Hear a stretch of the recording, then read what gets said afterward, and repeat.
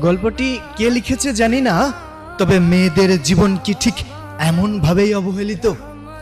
বাবা মায়ের ডিভোর্সের দিন যখন আমার মায়ের কাছে জানতে চাওয়া হলো তারা কাকে নিতে চায়, ছেলে নাকি মেয়ে, তখন দুজনেই একসাথে বলে উঠল ছেলে।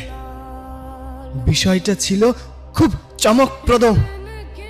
মেম্বার, চেয়ারম্যান সবাই অবাক হয়ে তাকিয়েছিল আমার দিকে। আমি তখন ছোট, সবই বুঝতাম না, কিন্তু কিছু কিছু বুঝতে শিখেছি। কেউ আমার দায়িত্ব নিতে চায় না।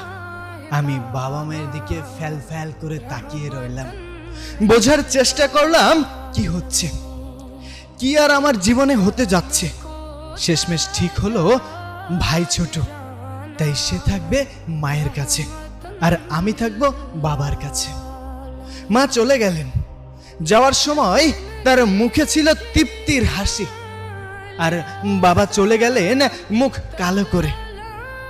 সেদিন থেকেই শুরু হলো আমার নতুন জীবন, আর সেদিন থেকেই ধীরে ধীরে মরে যেতে থাকলো আমার ছোট্ট কিশোরী মনটি। বাবা আমার দায়িত্ব দাদা দাদি চাচা আর ফুফুদের উপর চাপিয়ে দিয়ে ঢাকায় চলে গেলেন। আমি হয়ে গেলাম তাদের কাছে অবহেলিত এক বোঝা। অপমান এগুলো হয়ে উঠলো আমার জীবনের নিত্যদিনের সঙ্গী। পান থেকে চুন খসলেই শুনতে হতো, ঠিক তুই তোর মায়ের মতো হয়েছিস। খাবারের প্লেটে আমাকে প্রতিনিয়ত চোখের জল মিশিয়ে খেতে হতো। মুখে ভাত আর চোখের পানি, এই ছিল আমার সবচেয়ে আপন জিনিস। চারদিকে যখন আলো ছিল আমি শুধু তখন অন্ধকারই দেখতাম। রাতের অন্ধকারে ভয় পেয়ে কাঁদতাম, কিন্তু কেউ ছিল না আমাকে বুকে টেনে নিয়ে বলার মতো, ভয় কিসের, আমি তো আছি।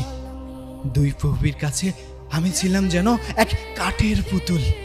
তাদের ইচ্ছে মতো সাজাতো, নাচাতো, আবার ব্যথাও দিত। দিনের পর দিন সব বদলালেও বদলায়নি আমার ভাগ্য। আমি ছিলাম ছেলের ঘরের নাতনি, কিন্তু কদর ছিল কাজের মানুষের মতো। আর ফুপুর ছেলের জন্য ছিল তাদের অঢেল ভালোবাসা। মিথ্যা অভিযোগে কত মার খেয়েছি তার হিসাব নেই। একদিন ছোট্ট একটা ভুলের জন্য আমার দিকে ছুড়ে দেওয়া হলো মুঠো ঝাঁটা, যেটা আমার নরম পায়ে কাটার মতো গেঁথে গিয়েছিল। রক্ত ঝরছিল, মনে হচ্ছিল এই বুঝি প্রাণটা বেরিয়ে যাবে। শীতের এক বিকালে চিনি কিনতে বাজারে গিয়েছিলাম। পথের ধারেই মায়ের সাথে দেখা হয়ে গেল। পাগলের মতো দৌড়ে গিয়ে মায়ের বুকে জড়িয়ে ধরলাম। মা কিছু কথা বলল আমাকে। আমি শুধু মাকে বললাম, আমি ভালো নেই মা।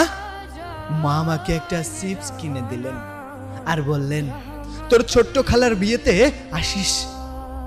তারপর তিনি চলে গেলেন। আমি চেয়ে চেয়ে দেখতে রইলাম মায়ের চলে যাওয়া। আমি অনেক কিছু বলতে চেয়েও সেদিন পারিনি। চিপস খেতে খেতে বাড়িতে ফিরলাম। দাদি জিজ্ঞেস করলেন কে দিয়েছে। আমার সরল মনে আমি বললাম মা। তারপর দাদি আমার বুকের উপর পা দিয়ে মুখের ভেতরে ইটের গুজি ঢুকিয়ে দিলেন, আর একের পর এক থাপ্পড় মারতে লাগলেন। বলতে লাগলেন, তোকে কিছুই খাওয়াই না যে ওই নষ্ট মার দেওয়া খাবার খাস। আমি চিৎকার করতেও পারিনি, মুখ দিয়ে রক্ত পড়ছিল। সেদিন রাতে আর খাওয়া হয়নি। খেতে গেলেই অসহ্য ব্যথা, পেটে ক্ষুধা, মনে আফসোস।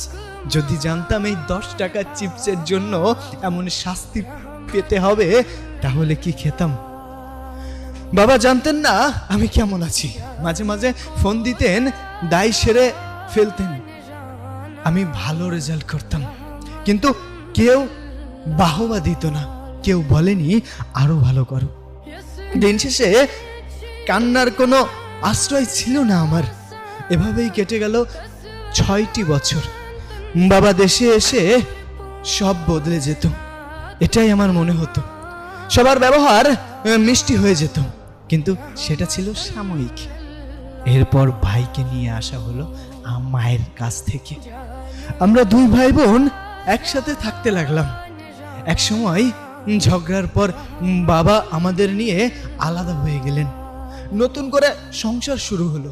কিছুদিন পর পাড়া প্রতিবেশীরা বলতে লাগলো, এখন তোমার বিয়ে করা উচিত। অল্প সময়ে বাবা বিয়ে করে ফেললেন।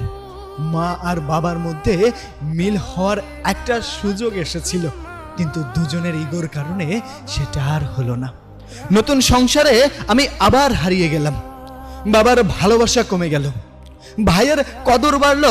আমি ধীরে ধীরে সবার আড়ালে চলে গেলাম। কিশোর বয়সে পা দিতেই চারপাশের নোংরা দৃষ্টি।